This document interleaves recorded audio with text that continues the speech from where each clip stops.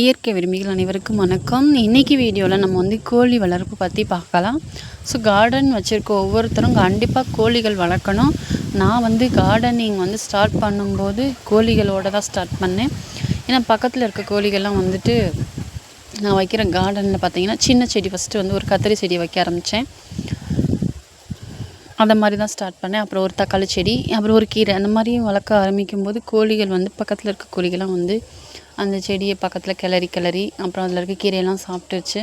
So நம்ம ஏன் அது மாதிரி மற்ற கோழி வந்து சாப்பிட்றத விட நம்ம கோழி வச்சுருந்தது நம்ம வைக்கிற கார்டனில் இருக்கக்கூடிய தேவையில்லாதது, அதாவது இருக்கக்கூடியதெல்லாம் சாப்பிட்டுச்சுன்னா நமக்கு வந்து கோழியும் வளரும், ப்ளஸ் நமக்கு தேவையானதை கார்டனில் நம்ம தேவையில்லாததை நம்ம ரிமூவ் பண்ணிக்கலாம் அப்படின்ற ஒரு தாட்டில் தான் ஃபஸ்ட்டு நான் வந்து கோழி எடுக்க ஆரம்பித்தேன்.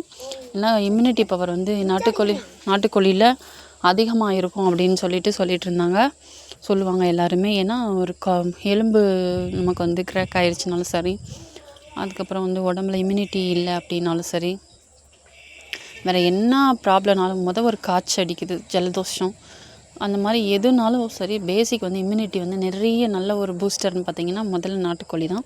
ஸோ நாட்டுக்கோழி ஒவ்வொரு ஏரியாவிலே ஒவ்வொரு மாதிரி இருக்குது டிமாண்டு. நான் கல்யாணம் பண்ண இடத்துலலாம் பார்த்திங்கன்னா அங்கெல்லாம் பார்த்திங்கன்னா 250க்கு கிடைக்கிது ஒரு கிலோ. எங்கள் ஏரியாலெலாம் 500 550 சொன்னால் கூட வாங்க இருக்காங்க. ஏன்னா நாட்டுக்கோழினா வீட்டில் வளர்க்குறது. இதே கொஞ்சம் பண்ணைகள்னால் நிறைய வச்சுருப்பாங்க, தீவனம் போட்டு வளர்ப்பாங்க, அது வந்து கிராஸ் கோழிம்பாங்க. ஸோ அப்படி வந்துட்டு வாங்கி நீங்கள் சாப்பிட்டிங்கன்னா உங்களுக்கு வந்து ப்ரோட்டீன் கிடைக்குமே தவிர உங்களுக்கு தேவையான அந்த மினரல்ஸ், அதில் இருக்கக்கூடிய நியூட்ரிஷன்ஸு, அந்த இம்யூனிட்டிலாம் அதிகமாக வந்து கிடைக்காது. ஸோ அதனால தான் நான் சொல்கிறேன், நம்ம கார்டனிங் வச்சுருக்கும்போது கோழிகள் வந்து வளர்க்கணும். ஏன்னா இதுதான் வில்லேஜ்லேயும் பார்த்திங்கன்னா ஓவரால் போயிட்டு மேய்ஞ்சிட்டு கரையான் பூச்சி புழுலாம் சாப்பிட்டுட்டு வரும். இப்போ நம்ம ஒரு செடிக்கடியில் நமக்கு ஒரு தேவையில்லாத செடிகள் இருக்குன்னா நீங்கள் அந்த இடத்துல கோழிகளை விட்டிங்கனாலே போதும், அது நல்லா பறித்து அது நல்லா நமக்கு வந்து களை எடுத்து கொடுத்துரும், மண்ணை வந்து கிளறி விடும். ஸோ அது வந்து நம்ம 15 டேஸ்க்கு ஒன்ஸ் அதை தான் நம்ம பண்ணுவோம். செடிகளுக்கு அடியில் களை செடிகளை அந்த பிடுங்கி போடுவோம், மண்ணை வந்து கொத்தி விட்டு தண்ணி கொடுப்போம், அப்புறம் வேறு ஏதாவது மண்ணில் உரம் வைக்கிறதோ வேறு ஏதாவது நிறைய விஷயங்கள் பண்ணுவோம். ஸோ அப்படிப்பட்ட விஷயங்களுக்கெலாம் அதே மாதிரி யூஸ் ஆகும். தேவையில்லாத அந்த பூச்சி, இப்போ ஒரு இடத்துல வந்து நம்ம குட்டி குட்டியாக தேவையில்லாத வண்டு, பூச்சி இந்த மாதிரிலாம் இருக்குதுன்னா, புழுவெலாம் இருந்துச்சுன்னா டக்குன்னு அதை கொத்தி சாப்பிட்றோம், அந்த இலையில் இருந்தாலும் சரி. அந்த மாதிரி அப்படிப்பட்ட விஷயங்கள்லாம் நமக்கு நல்லது நடக்கும். அதுக்கு தான் நான் சொல்கிறேன். நான் வந்து 2 கோழிலேருந்து ஆரம்பித்து இன்றைக்கி நிறைய கோழிகள் வரைக்கும் என்கிட்ட இருக்குது. நிறைய பேர் வாங்கிட்டு போய் நிறைய பேர் வளர்க்கவும் செய்வாங்க, அதுக்கப்புறம் சேல் பண்ண ஆரம்பிச்சிட்டாங்க. ஸோ அப்படி இன்க்ரீஸ் ஆனதுனால நான் இன்றைக்கி கொஞ்சம் கூண்டுகள்லாம் வச்சு வளர்க்க ஆரம்பிச்சிட்டேன். ஃபஸ்ட்டு நான் இதை வந்து வைக்கும்போது பார்த்திங்கன்னா 2 கோழி வாங்கினேன், தாய்க்கோழியாக, ஒரு சேவல் ஒரு கோழியாக தான் வாங்கினேன். இது மாதிரி இருந்தாலே போதும். பக்கத்தில் சேவலாக இருந்தால் நீங்கள் கோழி 1 மட்டும் வாங்கினாலே போதும். அப்புறம் நம்ம முட்டை வைக்கிறதுலேருந்து அதை எப்படி வந்து ஒரு 1 மந்த்துக்கு நம்ம கொஞ்சம் கோழிகளோட கொஞ்சம் பார்த்துக்கணும். கோழி என்ன தான் பார்த்துக்கிட்டாலுமே நம்ம கொஞ்சம் அது டக்குன்னு ஒரு சத்தம் கேட்கும்போது டக்குன்னு போய் பார்க்கணும். ஸோ அப்போல்லாம் கவனமாக இருக்கணும். அது மாதிரி தண்ணி வைக்கிறத கொஞ்சம் கவனம் இருக்கணும், அது கரெக்டாக பார்த்து ஃபீட் கொடுக்கணும். ஸோ அந்த மாதிரி நம்ம வந்து கொஞ்சம் ஒரு 1 மந்த்துக்கு அதை கொஞ்சம் கேரிங் பண்ணணும். நான் அந்த வெயில் டைமில் வச்சு இது பார்த்திங்கன்னா கொஞ்சம் ஒரு 3 முட்டைகள் வந்து பொரிக்கலை, அதாவது 9 முட்டைக்கிட்ட வச்சேன், 7 முட்டை பொரித்தாங்க. 11 முட்டைக்கிட்ட வச்சேன், 7 முட்டை வரைக்கும் பொரித்தாங்க, 4 முட்டை பொரிக்கலை. அதுக்கான ரீசன் பார்த்திங்கன்னா, நான் வச்ச அந்த வெயில், அதாவது வெயில் அடிக்கும்போது நீங்கள் வந்து கோழிகளை அடை வைக்கிறது கொஞ்சம் குறைச்சிக்கணும். அடை அதிகமாக வைக்கக்கூடாது. ஏன்னா இப்போ வந்து எப்படி ஆடியில் வந்து குழந்தைகள்லாம் வந்து பிறக்கக்கூடாதுன்னு சொல்லுவாங்க. அது ஏன் சொல்கிறாங்கன்னு தெரியல. ஒருவேளை நம்ம சயின்டிஃபிக் பார்த்தா நிறைய வந்து நோய் தாக்குதல் வரும், நிறையா வந்து குழந்தைங்களுக்கு சிக்காகும் குழந்தை பிறந்ததுலேருந்து அப்படின்றதுனால சொல்லியிருக்காங்க. பட் அதுதான் ரீசனாக என்னன்னு எனக்கு தெரியல. அது மாதிரி தான் ஒவ்வொன்றுமே நம்ம வைக்கிற விஷயங்கள். செடியெலாம் பார்த்திங்கன்னா ஆடிப்பட்டத்தில் வைக்க சொல்லுவாங்க. ஏன்னா அது அப்போ மழை வர ஆரம்பிச்சிடும், கிளைமேட்டு நல்லாயிருக்கும். என்ன தான் நம்ம தண்ணி கொடுத்து செடிகளை வளர்த்தாலும் அது மழை பெய்கிற அந்த பருவத்தில் பெய்கிற மழை மாதிரி இருக்காது. ஸோ அப்போ தான் மானாவாரிய பயிர்கள்லாம் வளரும், நிறையா வைப்பாங்க. அது மாதிரி தான் கோழிகளும் அடை வைக்கிறதுக்கும் டைமிங் இருக்குது, அந்த மாதிரி இருக்குது, பக்குவம் இருக்குது. ஸோ அதை மண்ணில் வைக்கக்கூடாது, மணலில் வைக்கணும்.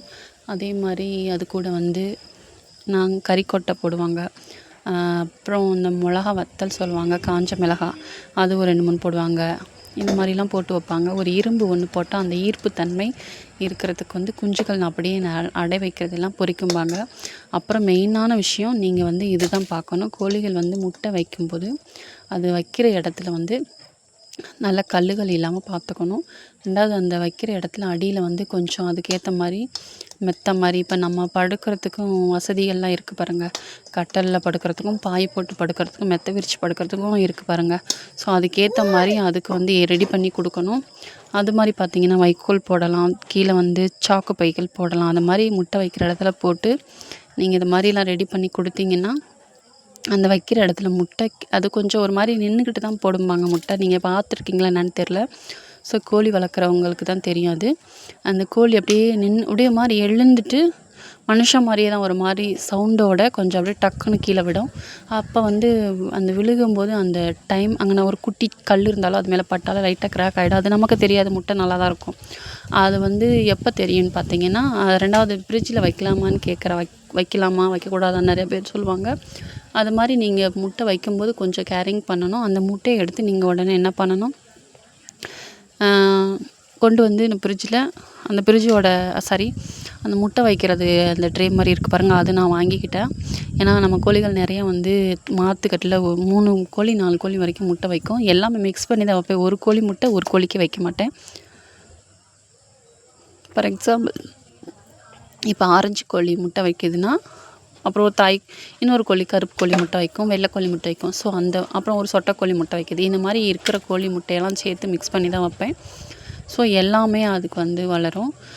இந்த கோழி பார்க்கலைன்னா கூட அந்த கோழி நல்லா பார்த்துக்கும். அதை மாதிரி நல்ல அந்த பார்க்கும்போதே தெரியும். நம்ம அந்த கோழியை தொடும்போதே அது வந்து கொஞ்சம் ஆக்டிவாக இருக்கு பாருங்கள், கொத்தும். இங்கே இந்த ஆரஞ்சியை வந்து நான் வந்து முட்டையிலேருந்து அது வந்து டெய்லியும் அது முட்டைக்கு அந்த பக்கத்தில் தண்ணி வச்சுருப்பேன் பாருங்கள். அதை மாதிரி இறையெல்லாம் வந்து நம்ம கீழே போட்டுட்டோம்னா அதை அடை வைக்கும்போது அது வேணுங்கிறப்ப குடிச்சிக்கும். ஆனால் வந்து 2 நாளைக்கு ஒருக்க கம்பல்சரி நம்ம வந்து ஒரு நாள் விட்டு ஒரு நாள் நம்ம கண்டிப்பாக அதை வந்து கேட்டை ஓப்பன் பண்ணி விடணும். அந்த கோழி போகலைன்னா கூட பிடிச்சி வெளியில் விடணும். ஸோ அது நல்லா ஃப்ரீயாக போயிட்டு ஒரு 1/2 அன் ஹவர் அப்படியே பீஸ்ஃபுல்லாக அப்படியே ரெஸ்ட் எடுத்துகிட்டு மேய்ச்சல்லாம் மேய்ஞ்சிட்டு தண்ணிலாம் குடிச்சிட்டு வந்து அப்புறம் வந்து உட்காரும்போது கொஞ்சம் நல்லா அடை காக்கும். ஸோ அந்த மாதிரிலாம் பண்ணணும். அதுக்கப்புறம் முட்டையிலேருந்து வெளியே வந்தோடனையும் குஞ்சுகளுக்கு இம்யூனிட்டி இருக்க மாதிரி சின்ன பவுலில், நான் இதில் இந்த வீடியோவில் காட்டல, பட் இருந்தாலும் உங்களுக்கு சொல்கிறேன். குட்டி பவுல் எடுத்துக்கோங்க. அந்த குஞ்சுகளுக்கு ஏற்ற மாதிரி இருக்கணும். அது உள்ளே டம்ப் பண்ணுற மாதிரி வைக்கக்கூடாது, மூழ்கிற மாதிரி வைக்கக்கூடாது. குட்டியாக அந்த பவுலில் வந்து இம்யூனிட்டி இருக்கிற மாதிரி நீங்கள் நாட்டு சக்கரை இருக்குது பாருங்கள், அது கொஞ்சம் ஒரு ஸ்பூனில் தண்ணியில் கலந்து வச்சிங்கன்னா, இப்போ வந்து மாடெல்லாம் குட்டி போட்டுச்சுன்னா அதுக்கு நாட்டு சக்கரைலாம் கொடுப்பாங்க. அப்புறம் நம்ம வந்து குழந்தை எடுக்கிறவங்களுக்குலாம் அந்த கர்ப்பப்பையில் இருக்க வேஸ்ட் வர்றதுக்கு தான் அந்த மருந்து செலவு குழம்புன்னு கொடுப்பாங்க. இவங்களுக்கும் நம்ம அந்த குஞ்சுகள் வந்து கொஞ்சம் சிக்காக இருக்கிற மாதிரி இருக்கலாம், அந்த ஹெல்த்தியாக இல்லாமல் இருக்கலாம். டக்குன்னு அந்த வெளியில் வந்ததுக்கு அவங்களுக்கு ஒரு பூஸ்டர் மாதிரி அந்த இம்யூனிட்டி பவர் கொடுக்கறதுக்கு நம்ம வந்து நாட்டு சக்கரை கலந்து கொஞ்சமாக தண்ணியில் வைக்கணும். நெக்ஸ்ட்டு வீடியோக்களில் உங்களுக்கு அதெல்லாம் நான் கண்டிப்பாக அப்டேட் பண்ணுறேன், வீடியோவில் போடுறேன். இந்த மாதிரிலாம் பண்ணணும். ஸோ நிறைய மெத்தட் இருக்குங்க. கோழி குஞ்சுகள் வந்து எல்லாருக்கும் வராது. எல்லாராலையும் அதை வந்து கோழி குஞ்சுகளை நிறைய வந்து இன்க்ரீஸ் பண்ணி பெருக்க முடியாது.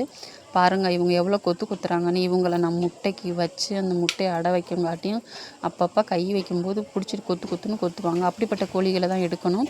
அதுலேயும் சோனாலி ரகம் வந்து நல்லா முட்டை வைப்பாங்க. ஒரு சிலர் வந்து 30 முட்டை கூட அந்த கோழி வந்து வச்சுருக்குன்னு சொல்லியிருக்காங்க. என் கோழிகள்லாம் 15 முட்டைக்கு மேலே வச்சுருக்கு. நல்லாயிருக்கும், குட்டியாக உருண்டையாக இருக்கும். நாட்டுக்கோழியிலே வந்து நிறைய முட்டைகளுடைய கலர்ஸ் வந்து நிறைய டிஃப்ரெண்ட்டாக இருக்கும். அந்த கிராப் கோழிலாம் முட்டை விட்டதுன்னு பார்த்தீங்கன்னா அதெல்லாம் பார்த்தீங்கன்னா நல்லா அப்படியே ஒரு மாதிரி நல்லா மைனூட்டாக பார்த்தீங்கன்னா ஒரு மாதிரி டிஃப்ரெண்ட்டாக டாட்டாக இருக்கும். ஸோ அது மாதிரி இருக்குது. அது மாதிரி கருங்கோழி முட்டையெல்லாம் பார்த்தீங்கன்னா நல்லா டார்க் கலரில் இருக்குன்னு சொல்லுவாங்க. அந்த ஒரு மாதிரி அந்த ஆரஞ்சும் ஒரு மாதிரி எல்லோவும் கலந்த ஒரு ப்ரௌன் கலரில் இருக்கும்னு அந்த மாதிரி சொல்லுவாங்க. அப்புறம் நீங்கள் அடை வைக்கும்போது இந்த மாதிரி மணலில் போட்டு இந்த மாதிரி குடங்களை கட் பண்ணி கொஞ்சம் பெரிய சைஸ் குடங்களில் வச்சிங்கன்னா நல்லாயிருக்கும். ஸோ இந்த மாதிரி விஷயங்கள்லாம் கரெக்டாக கேர் பண்ணி வரும்போது நல்லாயிருக்கும். அதுக்கப்புறம் வந்து நம்ம இதுக்கு தீவனம்னு பார்த்தீங்கன்னா குஞ்சுகள் வெளியே வந்தப்போ கம்பு ஃபஸ்ட்டு கொடுக்கலாம். கம்பு நான் அப்போதைக்கு வாங்கலை, அதனால் என்ன பண்ணிட்டேன், அரிசிகளை நுணுக்கி அம்மியில் வச்சு நுணுக்கி நல்லா கொஞ்சம் தட்டி வச்சிட்டோம்னா அதை அப்போ கொத்தி சாப்பிடுவாங்க. தாய் கோழியும் பசியாக இருக்கும். குஞ்சு பொரிக்கிற வரைக்கும் அந்த குஞ்சு வெளியில் வரும்போது அதிகமாக இரை எடுத்துக்க மாட்டாங்க. அதே மாதிரி நல்லா 2 நாளைக்கு ஒருக்கனாலும் அதாவது டெய்லியும் போகிற கோழி வந்து வெளியில் போய் சாப்பிட்டு வரும் பாருங்கள், அடைக்கோழி. அந்த கோழி சீக்கிரமாக உங்களுக்கு வந்து நல்லா பொரிப்புத்திறன் இருக்காது. இது வெளியில் அதிகமாக போகிறனால அது வந்து அவ்வளோவா அந்த அந்த முட்டையில் வந்து அந்த குஞ்சு இறங்காது, இந்த ஹீட்டு இல்லாதனால. அப்புறம் பார்த்திங்கன்னா, ஃப்ரிட்ஜில் வச்சு நம்ம முட்டை வைக்கும்போது அது வந்து நல்லா வளராது, அடிக்கடி நோய் தாக்குதல் வரும்பாங்க. அப்படிலாம் கிடையாது, நம்ம கொடுக்குற ஃபீட்டில் தான் இருக்குது.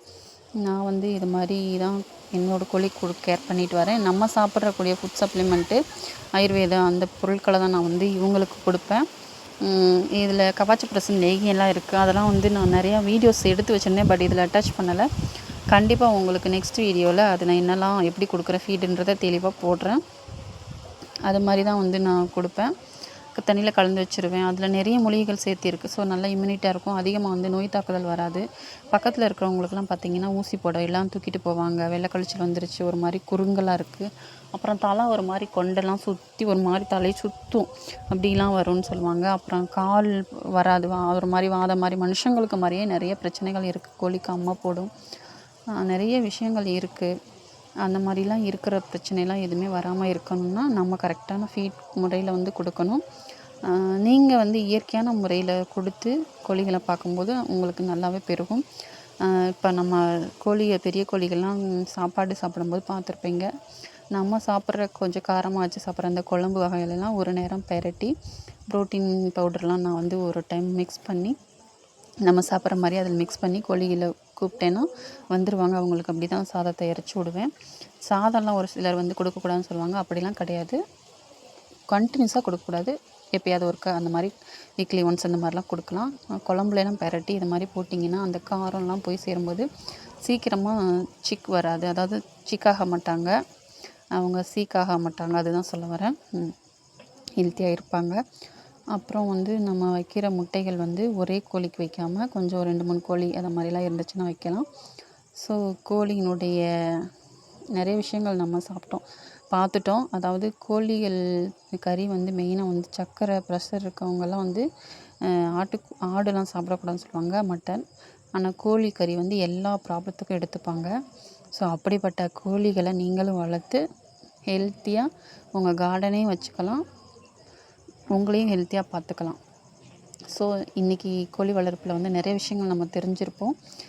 கண்டிப்பாக உங்களுக்கு இந்த விஷயங்கள்லாம் பிடிச்சிருக்குன்னு நினைக்கிறேன். ஸோ இனிமேல் கோழி இது வரைக்கும் நீங்கள் வளர்க்கலைன்னா கூட இனிமேல் ஒரு ஐடியா வந்திருக்கும் வளர்க்கணுன்னு. வீடியோ பிடிச்சிருந்தா லைக் பண்ணுங்கள்.